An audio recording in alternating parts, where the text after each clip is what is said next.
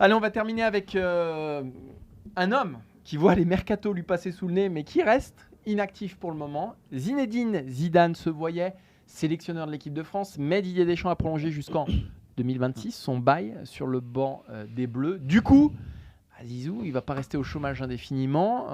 Voilà, il a tout gagné avec le Real Madrid. Il a une cote monstrueuse, évidemment. Et donc, il se verrait bien revenir sur le banc d'un grand club.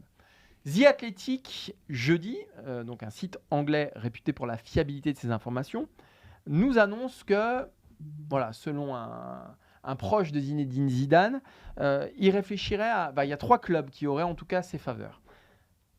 Le Real Madrid, où il pourrait revenir une 3e fois, la Juventus Turin et, dernier club, l'Olympique de Marseille. Maxime, j'aimerais t'entendre là-dessus. Très franchement, Zizou et l'OM, est-ce que c'est bien sérieux ?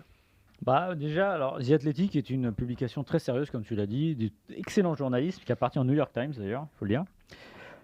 Alors, en revanche, j'ai l'impression qu'ils sont dans l'extrapolation, et peut-être une petite méconnaissance du marché français et même des relations de Zidane avec le... Parce qu'en gros, comme tu as dit, c'est le cercle proche, enfin une connaissance du cercle proche de Zidane qui dit que moi, j'ai pensé, alors ça remonte à loin, qu'à la fin de sa carrière, Zidane viendrait à l'OM un jour en tant que joueur, pour boucler la boucle. Et je me souviens, il n'y a pas longtemps, je regardais un vieux France Football de 2000 où Zidane parlait de l'OM. Et à l'époque, l'OM avait les moyens. On n'était pas encore dans une époque où on ne pouvait pas s'offrir Zidane en France et que Robert Louis Dreyfus aurait bien aimé. Mais Zidane ne voulait pas venir à Marseille pour des raisons personnelles et familiales. En gros, c'était de dire, il savait que sa vie était impossible parce que Zidane, imaginez l'icône, c'est dans la rue, c'est Jésus-Christ qui est tout le temps là. Donc, il voulait pas de ça au fond. En entraîneur, je pense pas que ce soit ça le problème principal, même si ça rentre en ligne de compte, je pense.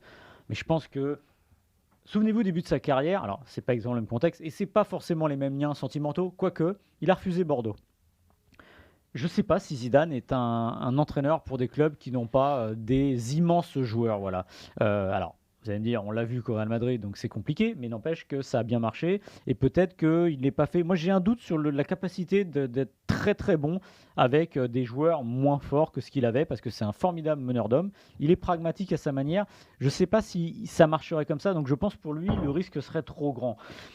Et c'est vrai que des trois options dont on parle, Real Madrid, Juventus Turin, bah oui, c'est évidemment la moins crédible. Même en enlevant le côté sentimental sur le papier, ça n'a pas tellement de sens. Ça me rappelle un peu quand on parlait de Didier Drogba d'un retour à l'OM, quand l'OM était 10e et que lui, il cassait tout avec Chelsea. Au moment, il y a un truc qui colle pas. C'est-à-dire que Marseille doit d'abord retrouver des ambitions européennes. Et quand je parle d'ambitions européennes, c'est pas des ambitions de qualification. C'est des ambitions de quart, demi, finale de Ligue des Champions. Et pour le moment, avec le propriétaire que Marseille a, c'est impossible. Il ne nous a pas montré qu'il pouvait investir à hauteur d'un finaliste, d'un demi-finaliste ou même d'un quart de finaliste de Ligue des Champions. Donc il y a quelque chose qui ne va pas. Zidane ne va pas baisser de standing pour l'OM, même s'il adore cette ville. Et en plus, effectivement, tu as ce paramètre qui est essentiel pour moi, du calme, de la sérénité, d'un contexte où il a besoin de travailler dans la sérénité. Après, sur les 3 options, moi, il y en a une qui m'intéresse plus que les 2 autres. Un 3e retour au Real. Tu me diras, ça a marché la première, ça a marché la 2e fois. Mais est-ce qu'il a à prendre le risque d'abîmer ce qu'il a laissé à Madrid ? Moi, c'est vraiment un truc qui m'interroge. En revanche, la Juventus Turin. Alors, vous allez me dire, la Juve, ils ont pris combien ? 15 points de pénalité ? 12 points ? 15 points de pénalité. Là, ils sont dans une panade pas possible. Il y a des procès, etc. Ok. Après, ça reste un club légendaire.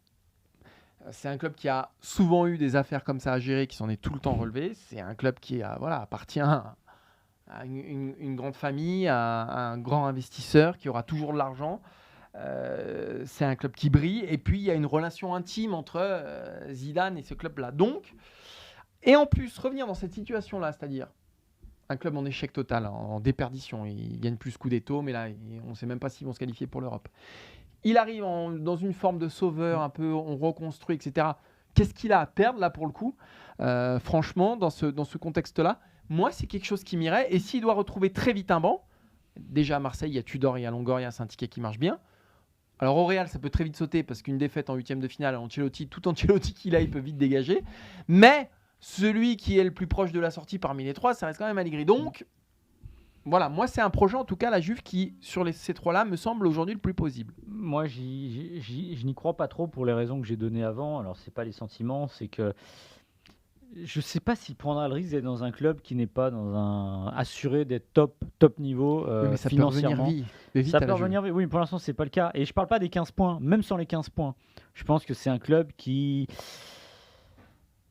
Je pense qu'il a besoin de garanties, et ça passe par des garanties financières. Je suis pas certain qu'il irait. Et je sais pas si ça collerait vraiment. Là, c'est vraiment un sentiment. Voilà. Je sais pas s'il est. Il a été très bon joueur. Mais tu en le verrais football aller où italien. là S'il doit partir cet été, il va où Zidane? Paris Saint-Germain. Non, mais ça reviendra s'il est sur comment dire, sur le marché. Non, mais moi je l'ai déjà dit, mais c'est pas. Encore une fois, je sais que c'est pas réaliste, mais j'adorerais le voir.